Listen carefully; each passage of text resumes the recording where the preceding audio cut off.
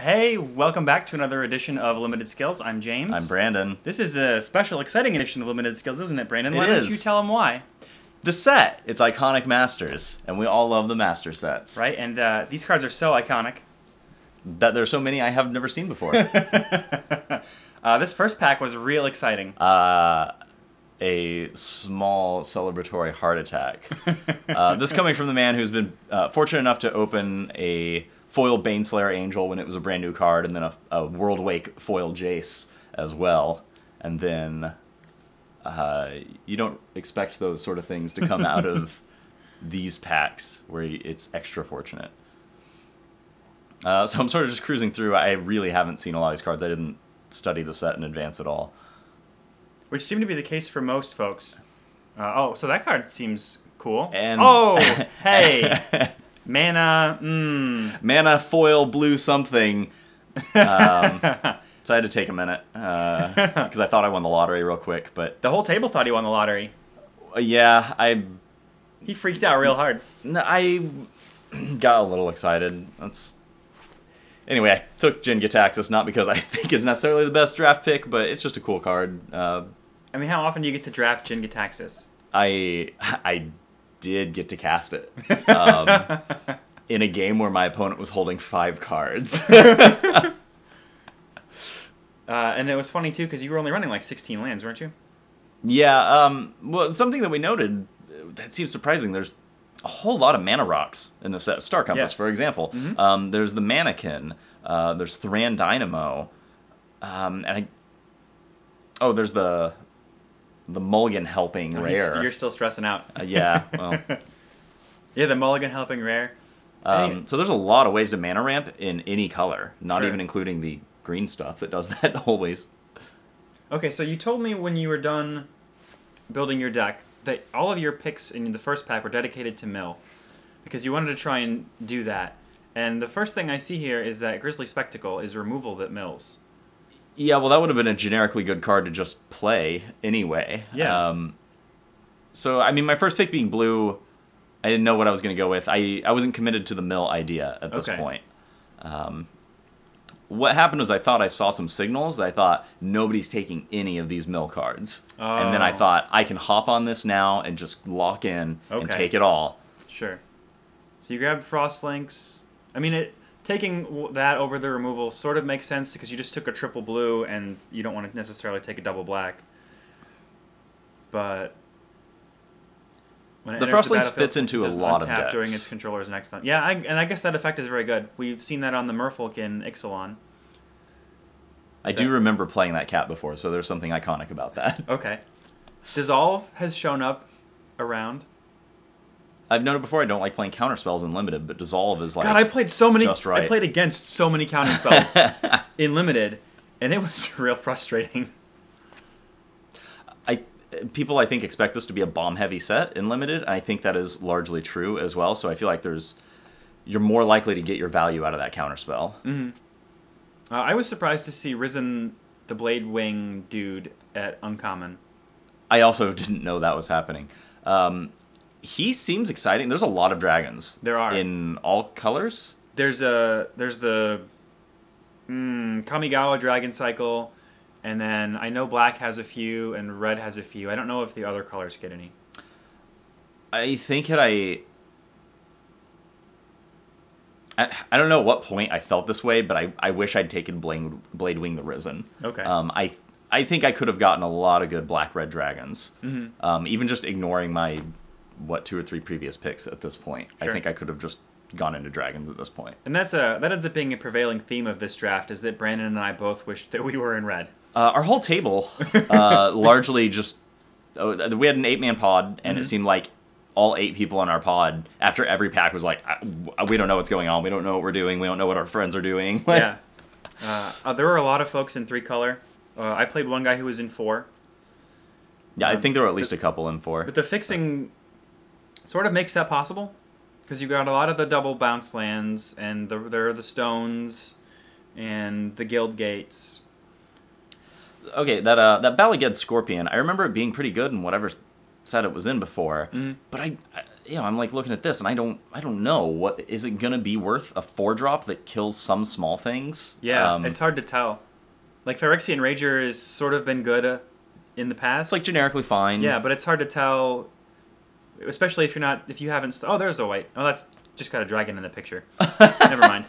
Yeah, it was really hard to tell what cards what were going to be effective, because we have drafted sets recently where Phyrexian Rager doesn't do very much. Dragon's Egg is a card that does things. Okay, I almost started to... Okay, and this is where I was thinking about black more and realizing that the dragon theme seemed pretty open in black, because that's a pretty good removal spell anyway, but if you're playing dragons especially. Yeah. I sort of just went with generically okay blue stuff because I knew I had some good blue picks under my belt. And the card was generically good. It actually was probably one of the best cards in my deck. I got really? a lot of value out of it. Sure. Repeatedly. Coincidentally, it's something that Scorpion kills. Oh, I had a thought that was relevant to this draft, and then it was immediately gone. Oh, I was thinking about...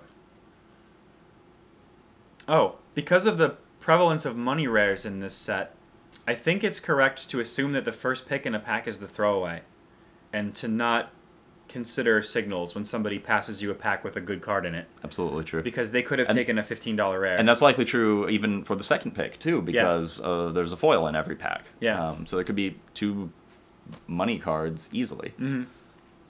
So that's part of the reason why I think our entire pod was confused, and you're probably going to get a lot of this drafting this set. I think that was largely true of the previous Master sets as well. Yeah, probably. Except you tore up the last month. Okay, so Doorkeeper. So now you're trying to decide what set you want to go into. But Doorkeeper is a sweet card if you want to do mill. And also, it's just really fun. So this is the point where I think, okay, this was risky, but I feel like I've been seeing enough of the mill stuff going around. It seems like nobody's taking it. So I take what I would consider sort of a wasted pick on, like, that's earlier than I would want to draft Doorkeeper unless I were hard into that strategy, which I'm not at this point. But in my mind, I think I see the light, and I'm going to sneak under the radar and just start getting this mill stuff early. You can probably tell from the tone of my voice it did not pan out. In fact, my deck did a better job milling people out than Brandon's did, which we'll talk about later. So I ended up wasting, I don't know, probably 4 more picks in this pack with that strategy in mind. And at the end of the night, I found out that 2 other people, probably around the same time, started taking the mill stuff. Cards. So it was split up between 3 people, and none of us did it well. Oof. But except for James, who ended up playing Grizzly Spectacle on a 64/64 creature, decking his opponent. I had no way to win except for that. That was it. It was either I draw Grizzly Spectacle and mill him out or lose the game. I had 2 of them, though, so there was a pretty good chance. Oh, hey, my wife is outside and she wants to come in. Should we let her in? I don't know. Right. Does she have any input? I guess I'll let her in. Brandon, keep talking about magic cards. Look at me. I think that's the same Blade Wing, so clearly nobody around the table thinks it's important enough. Instead, I take this Thought Scour. Which is even a low-end pick for that strategy, I think. Cephalobroker is generically good and also pushes towards that strategy, though. I ended up playing that even though I didn't play the mill deck. Sure. Well, yeah, because it lets you loot your own cards, or you could mill your opponent, kind of. Yeah. Let them have the best choice of cards to discard. Man, I ended up with 2 copies of Trumpet Blast after the end of this first pack. And that, to me, said that red is open. And then I resolved to go into red, and then just didn't. I wasn't sure what to go with here. So I generically like Mind Stone more than Star Compass. But I noticed there's a lot of stuff in this that has 2 to 3, mana symbols in its cost, where the Star Compass might feel a little more mandatory. Yeah. I decided, because I didn't know what I was doing, to just take the Mind Stone that I think generically fits in. So this pack should have said... Red's open. Yeah, because Splatter Thug is a great aggressive card. And Hammerhand is also. I've never seen Hammerhand before. I don't remember what set it was in before. I want to say maybe just a core set, but it was very good. It's an iconic red card that I've never seen before. Search for Tomorrow is a solid ramp spell. So if I were in green, I absolutely would take Sorcerer Tomorrow. If I were in white, I would absolutely take Great Teacher's Decree, which I did, I guess. That's Oh, I guess at this point I wasn't committed. I didn't know what I was doing. I had maybe more white stuff. Nobody really red. knows what you're doing. I like Surreal Memoir a lot also, which I think is an underrated card. What was that in before? Whatever one had Rebound. That one.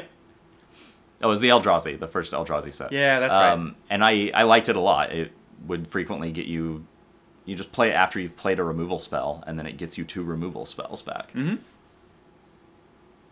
So, what are your thoughts here, looking at your picks? It's not exciting. At this point, I don't think I understand that the mill is not a viable option. I don't know that until partway through Pack 2 when it's dried up. Right. And at that point, I just abandon it, and I start panicking, and I start thinking, I've taken a lot of really vanilla generic things, at least as vanilla as Iconic Set gets. Sure. Well, don't worry, I drafted at least one copy of Wrench Mind. I drafted a bunch of throwaway cards. I wish I took that Blinding Mage. Oh, I took the Viscopa Guild Mage. I was in black-white. Oh, I was black, except for what's the vampire? Blood Baron of Viscopa, and the enchantment that makes an angel when you gain 4 life. And then at the end, otherwise I was black, and I had the 2 Trumpet Blasts, and I thought, I'm going to go red in Pack 2. And then I open the Sarah Avenger, and then I get past the Viscopa Guild Mage, and I think, no, maybe not. But I should have just stayed in red. I drafted that Kiki Jiki, and didn't really get much value out of it. Oh. You did draft the Serum Powder. I did. Did you get value out of that? I never had it in an opening hand once, Oh. so I never got to do the cool, unique part of it. I did play it as a Mana Rock a few times. Well, it helped me get to that Jin Gitaxis. So looking at Thrill Kill Assassin, I got a lot of use out of Thrill Kill Assassin. That was hard for me to play against. As a blocker or as an attacker. I killed Brandon with Bubbling Cauldron. I don't want to talk about it. He had the newt. Yep, drew the newt. Oh, it was sweet. Yeah, so if I were in green, I think the Sultai Flare is most exciting. I would just like its size for its cost. I think that seemed like maybe the best pick in the pack generically, but I just took that because I'd never used it before, and I was like, whatever, I'll try this thing. Sure. Hunt the Week's real good. Yeah, there was a lot of green opportunity.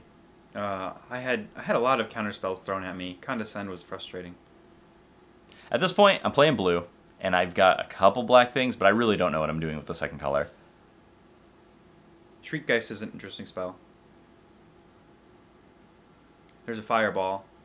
That should, again, I mean, we keep talking about how red is, but there's a Fireball. Yeah, that should have been a big signal. I thought Reef Soul looked fine. I thought I was going to be doing the blue-black for the mill thing still. Sure. But if only I'd opened my eyes. I mean, I wish you'd passed it to me. This was not a good draft for me.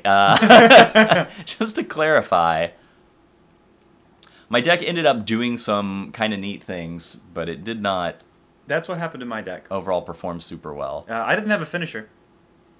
Like, I could do a lot of cool stuff at low levels, and then my opponent would cast a thing with 3 power, and I would be done. Electrolyze is cool. That probably would have been a better card than the dragon I think you're thinking about. Yeah. I thought I was blue-black at this point, and then I think the black just dried up.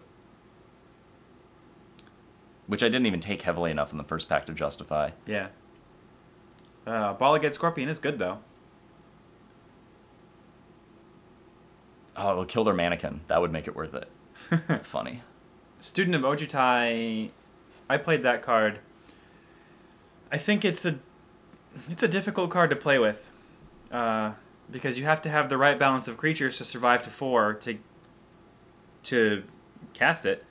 But you've probably cast, at least one of the instants and sorceries in your deck at that point to get to 4. So you've only got a few more triggers left. I think Repeal's a pretty good bounce spell. It's not as exciting as their big expensive thing, but getting to draw a card, the cantrip, is sweet. It replaces itself. I got to play against Knight of the Reliquary, And that was the first time I'd ever had it cast against me. It's neat. It's a very good card. Yeah. It does a lot of unique things. Mm-hmm. It's hard to play, I think. I mean, I know it gets played in Modern a little bit, but it's hard to play anywhere outside of that just because of its effect is very unique. And its color pairing is special. I don't know within the set how much utility it gives you. So I know in other formats it's played with a lot of like that comes into play, get an ability land. So like you can give it self-protection at instant speed and such. Yeah. I think the best you can do in this is just get those dual bounce lands maybe. Oh, sure. Well, there's the land that gains you 2 life. Coordinated Assault is good. Borderland Marauders are good. None of them are good for you. Well, I mean, they could be good for you if you were blue-red. Yeah, I should have taken that Pillar of Flame. My favorite thing about this is you take the red-black land, and then here, there's a green-black land that you take, and then in the next pack, there's a blue-red land, okay. and you don't take it. Okay, I thought I was playing black, and it would be a way to splash for other stuff. Oh my god. All right, yeah, I should have taken that last Pillar of Flame. So... Monastery Swift Spear would have been sweet. That card's real good. Yeah, there was like nothing here that excited me at all. I think I just take the Gruul Turf. You do. You take the Gruul Turf. Just lands that can sort of give you value. Even if you're not playing those colors, there's an advantage to playing those lands. Mm-hmm. I really like the art on that Evolving Wilds. I think this is the Wrench Mines that I take. Because I am sitting to Brandon's right here. In fact, I pass him some good stuff in the next pack. Man, this would have been such a much more fun deck if I were playing green. It's like every time I'm looking at this, like, why? Why did I not?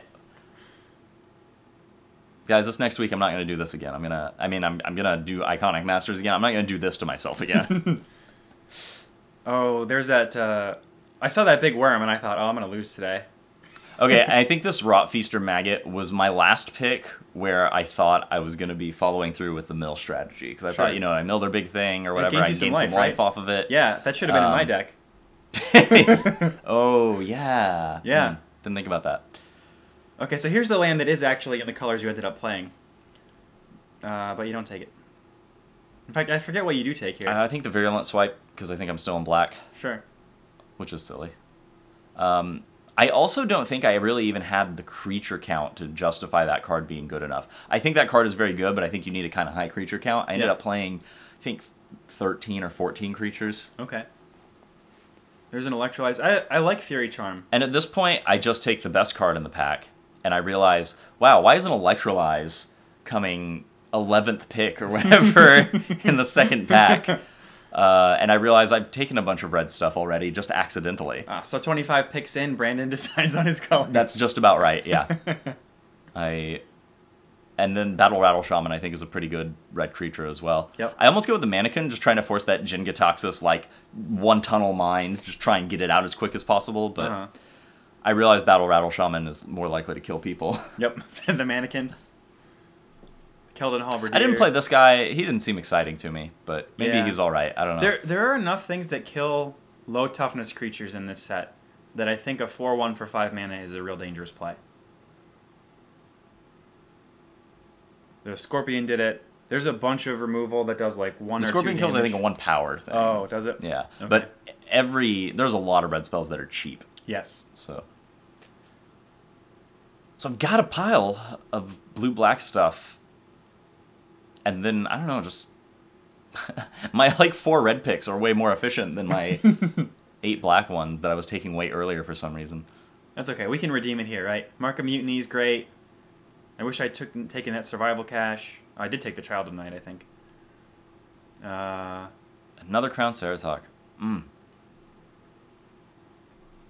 Prodigal Pyromancer, Swords to Plowshares, Abyssal Protector. Now, if I were playing black, I should have taken the Abyssal Persecutor.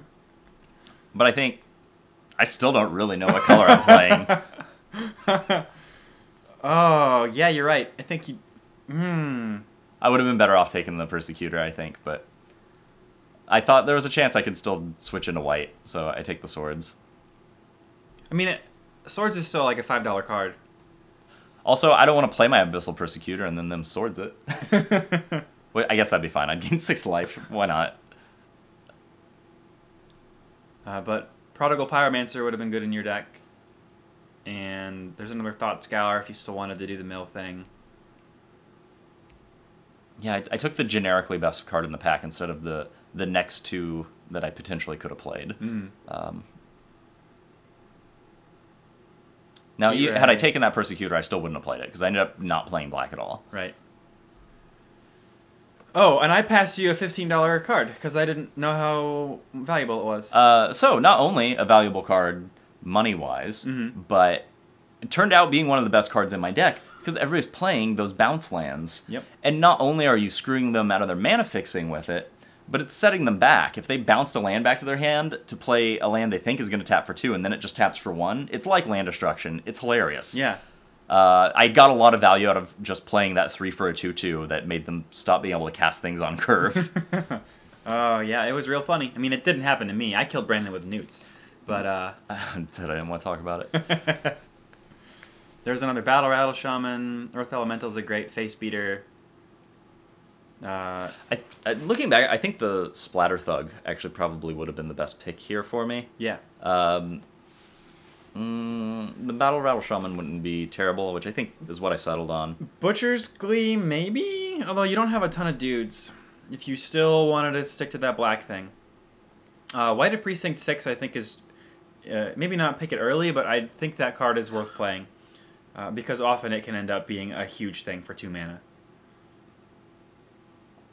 The Earth Elemental just being a 4/5 is like twice as big as my biggest creature at this point already. Yeah. Also, it beats every creature in my deck. Sorry, I do have a 5/4, but it costs 10 mana.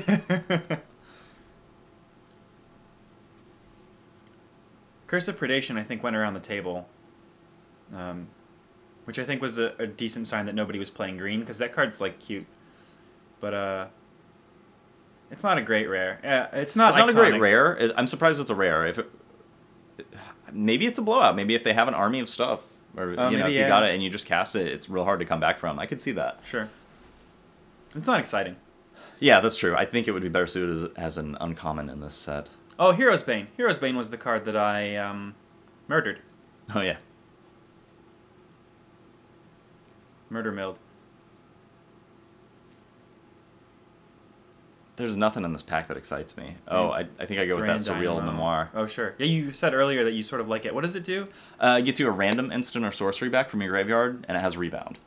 Okay. Oh, yeah. So even if you only have 1 target in your graveyard, if it's an instant, you can get it back with that, and then at your next upkeep with that trigger on the stack, cast it, and then get it back again. Yeah, that's cool. Was that the one that lets you draw, like, one of the 3, like... Pick 3 instants and sorceries? No, it's a 1/1 flyer that mills them for 2 when it hits them. Oh. So, still going that strategy. Psych. Yeah, these last couple picks, I just took some generic cheap flyers. Mm-hmm. I mean, a 1/1 with flying could kill them. Sometimes it could be a 5/5. Yeah, I don't know. Most drafts, I think it is my personal drawback that I will lock into a color or strategy within 5 picks. I think that's a problem. I don't think I'm versatile enough that I keep my options open for like switching colors and stuff. Sure. But this draft, we're literally like 3 picks in a pack 3, and I still don't really feel committed to anything, and I don't know what I'm doing with my deck. Sure. Now, see, I think I have the opposite problem most of the time, is that I'm so worried about getting locked in that I end up wasting picks on a line that isn't there. You can see in my hand motion my visual disdain with the situation I put myself into as I see this Electrolyze.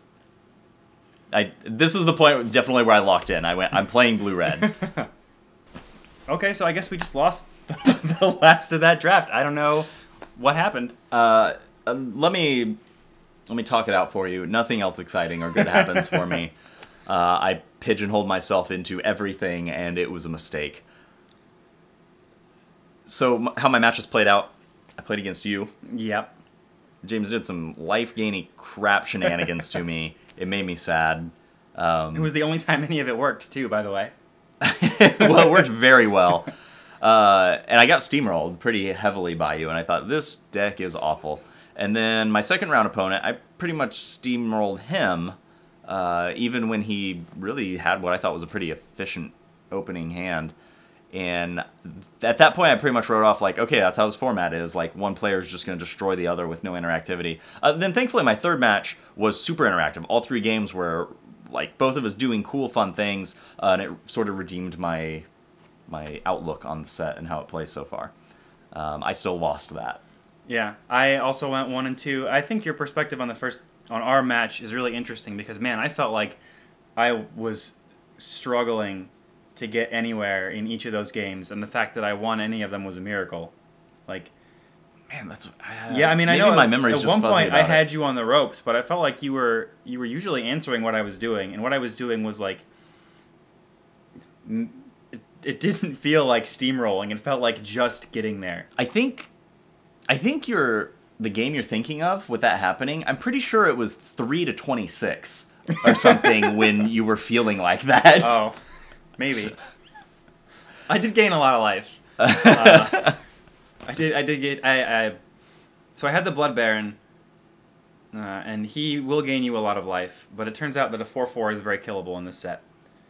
So usually, like, I would play him, and my opponent would go, oh my god, there's a big scary threat, and then they would just chump him with anything, and he would die. Or like, oh, by the way, I have this removal spell that just answers it immediately. And I'm like, oh, all right, okay. And that was the reason why I did this. So my quick closing thoughts on the set. I do think it's a little bomb heavy. I think that's natural for these master sets every year. Yeah. The power level of some of these rares is just going to outweigh some of the consistency. That's not to say a consistent deck is bad and can't win you the game, but I think you're going to see a lot of games closed by your first pick. Sure. Because you'll be chugging along, you'll get them down to 3 or 4, and then they'll just play a big dumb thing that you can't answer. I think multicolor is very easy to do. There's a huge number of bounce lands, as well as evolving wilds, and a couple artifacts that can fix you as well. Yep. And then green has a couple good ramp spells. And then I also think ramp decks are going to be very easy because there's a lot of colorless sources that ramp you up. Yes. So those are the things I think I figured out that'll hopefully help me next week. It's okay to be open to 3 colors. I think playing 5 color is viable, absolutely. Yeah. And Brandon loves to play 5 color, so probably what's going to happen next week is Brandon's going to force 5 color garbage, and it's going to be hilarious. And somehow cannot be worse than this draft.